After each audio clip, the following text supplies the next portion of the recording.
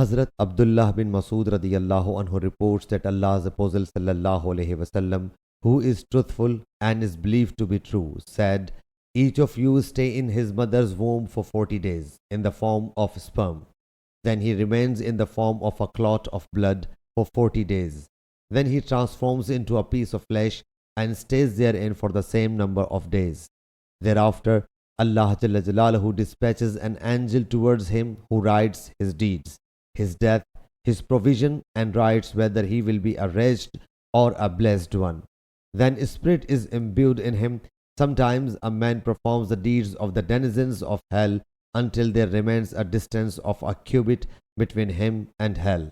But what has been destined for him overcomes him, and he performs the deeds of the people of paradise and enters paradise.